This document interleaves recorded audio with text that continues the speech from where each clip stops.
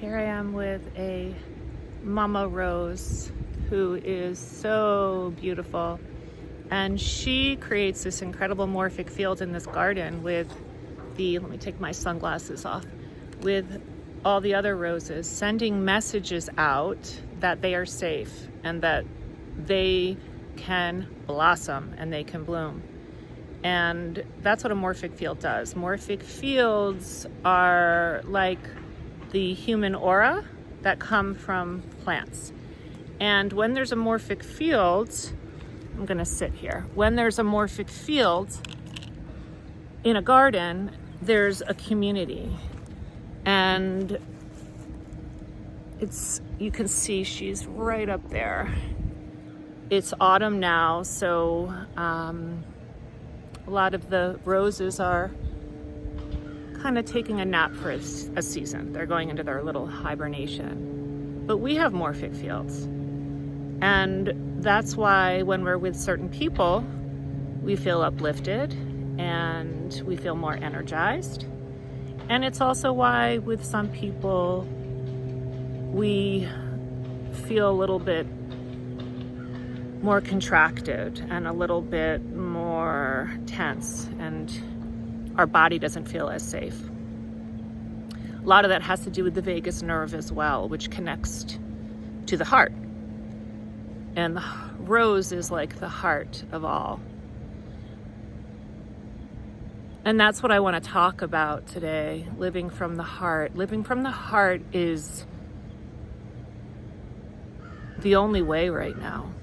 And at the same time, it's a challenging way because there are a lot of people that are so scared.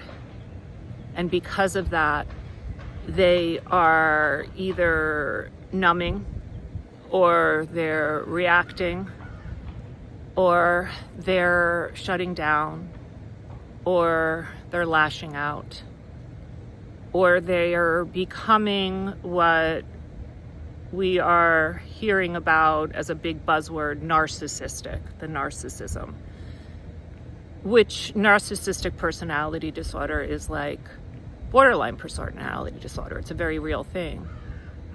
And there's a spectrum. I think that it's become this sort of trendy thing in a way, and that there are, for sure, people who are not truly narcissistic, who are acting out in a narcissistic way almost because it gives off a false appearance of protection. And in that false appearance of protection, there are the empaths and the ones that are a little bit more codependent who see that as very shiny and very compelling. And there's a magnificence to it. So, I'm going to say something that's probably going to be pretty controversial right now, but I'm going to say it. Not all narcissists are truly mentally ill with narcissistic personality disorder. Some of them are considered narcissists, and they are definitely more selfish, but they're also playing into this role. And so when we hear that there is no hope for someone who's a narcissist, and that there's no way that they can truly recover from it because it's a severe mental illness, that goes for narcissistic personality disorder.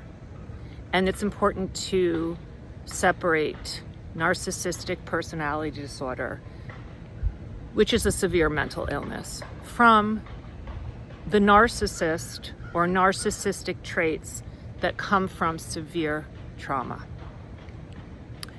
And when someone has narcissistic traits from trauma, there's absolutely hope for them.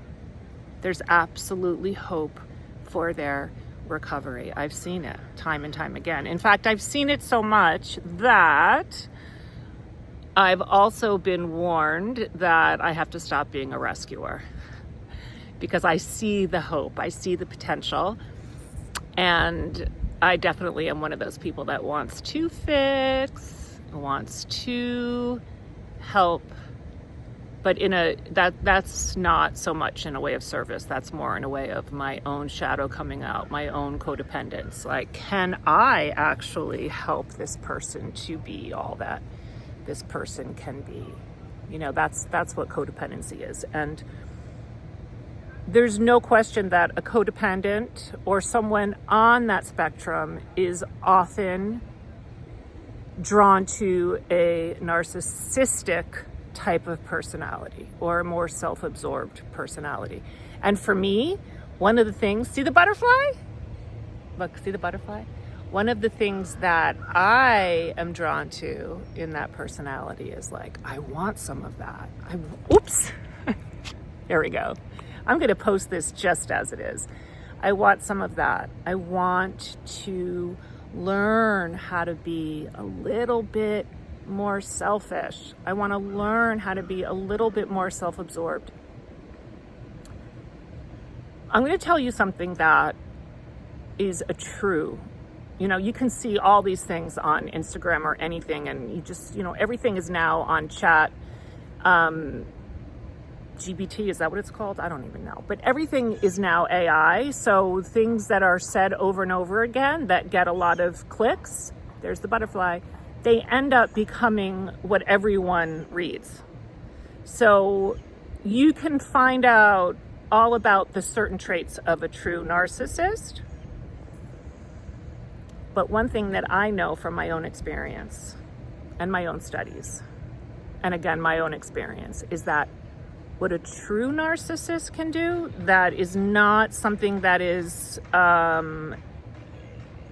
easy or even really doable for most people, is a true narcissist can love or think they love someone so much that they put them up here. Like, wow, they idolize that person or they revere that person. And then when that person does one thing that the true narcissist feels is wrong or feels is a form of true rejection or feels has called them out in a way that the narcissist, their deepest wounds are seen, the true narcissist can take that person from here and boom, drop them so low. And if you are ever on the receiving end of that, it is like, what just happened? And if you are someone who is more porous to energy and more sensitive, there's often a wanting to fix it. Like, what just happened? Please explain this. Where did that go? And there's no way around it. There really is no way around it. And the best thing to do if you're ever in that situation is to run. Run fast, because that type of person doesn't have any empathy. And it's really hard for those of us that do have a lot of empathy to understand that there are people that don't have it. And if it comes from their own trauma or if they're born that way, we don't really know for sure. But I do think sometimes people are born that way, because I know of certain people that have had grandparents that might have been that way, and then they have their own child who was that way from a very young age. But then again, that can be generational trauma. Again, these cells that are in our body, they inherit, and this is so scientifically proven, and this goes way back. The ancient yogis knew this way before science got on board. These cells inherit the belief systems, the trauma, the pain, the coping mechanisms, the defense mechanisms, the emotions, which emotions are energy in motion. These cells inherit emotions from our ancestors, and we don't need to know anything about them. These emotions can go up to 7 generations back. And there's a lot of studies now with mice, and some of my videos talk about them too.